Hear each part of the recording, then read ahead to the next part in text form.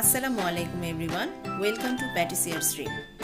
আজকে আমি আপনাদের সাথে আলু দিয়ে গরুর মাংস রান্নার একটি সহজ রেসিপি শেয়ার করব। আশা করছি রেসিপিটি আপনাদের ভালো লাগবে। চলুন কথা না বাড়িয়ে শুরু করা যাক। প্যানে প্রায় 1 কেজির মতো গরুর মাংস নিয়ে নিয়েছি। এরপর এতে 1.5 কাপের মতো মোটা করে কাটা পেঁয়াজ দিয়ে দিয়েছি। পেঁয়াজটা মোটা করে কেটে দিলেও অসুবিধা নেই, কারণ মাংস রান্না হতে হতে পেঁয়াজটা একেবারে গলে যাবে।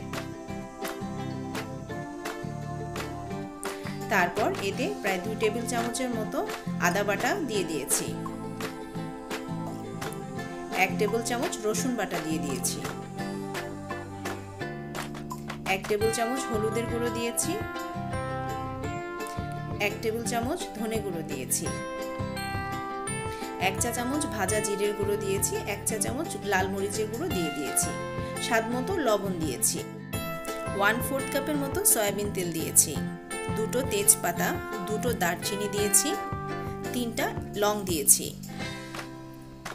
3টা এলাচ মাঝখান থেকে চিড়ে তারপর দিয়ে দিয়েছি। এলাচটা সামান্য চিড়ে দিলে এই ফ্লেভারটা কিন্তু খুব সুন্দর আসে। একটা বড় এলাচ মাঝখান থেকে চিড়ে দিয়ে দিচ্ছি। তারপর সমস্ত উপকরণ খুব ভালোভাবে মাংসের সাথে মিশিয়ে নিতে হবে। এমনভাবে মেশাতে হবে যাতে সমস্ত মশলা মাংসের গায়ে খুব ভালোভাবে লেগে যায়। আমাদের চুলাটা কিন্তু এখনো বন্ধ আছে। সব কিছু খুব ভালোভাবে মাখানো হয়ে গেলে তারপর আমরা প্যানটা ঢেকে তারপর চুলাটা জ্বালিয়ে দেব। এখন আমরা চুলাটা জ্বালিয়ে দেব। চুলার হিট মিডিয়াম টু হাইতে থাকবে। মাঝখানে কয়েকবার মাংসটাকে নেড়ে দিতে হবে, তা না হলে নিচে লেগে যাবে। মাংসটা কিছুটা কষানো হয়ে গেলে আমরা এতে টুকরো করা আলু দিয়ে দেব। আলু দেওয়া হয়ে গেলে মাংসের সাথে আলুগুলোকে খুব ভালোভাবে নেড়ে মিশিয়ে দিতে হবে। এখন মাংসের সাথে আলুটাকেও খুব ভালোভাবে কষাতে হবে। মাংস এবং আলুটা যখন কষে তেলের উপর উঠে আসবে তখন আমরা এতে গরম পানি অ্যাড করে দেব। মাংস এবং আলু কষানো হয়ে গেছে, এখন ফুটন্ত গরম পানি অ্যাড করে দেওয়ার পালা। পানিটা এমন পরিমাণে অ্যাড করতে হবে যাতে মাংসটাও ভালোভাবে সেদ্ধ হয়ে যায় এবং মাংস সেদ্ধ হয়ে যাওয়ার পরেও কিছুটা ঝোল থাকে। তারপর খুব ভালোভাবে নেড়ে দিতে হবে। নেড়ে তারপর আমরা ঢেকে রান্না করব মাংসটা সিদ্ধ হওয়ার আগ পর্যন্ত। মাঝখানে কয়েকবার ঢাকনা তুলে তারপর মাংসটাকে নেড়ে দিতে হবে, তা না হলে দেখা যাবে রান্না করার সময় মাংসটা তলানিতে লেগে গেছে। মাংসটা পুরোপুরি সেদ্ধ হয়ে গেলে 4টা কাঁচামরিচ ধুয়ে আমরা মাঝখান থেকে চিড়ে তারপর এতে দিয়ে দিব।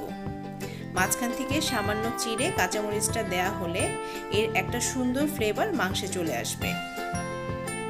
কাঁচামরিচগুলো দেয়া হয়ে গেলে আমরা এতে 1/2 চা চামচ ভাজা জিরের গুঁড়ো অ্যাড করে দিব।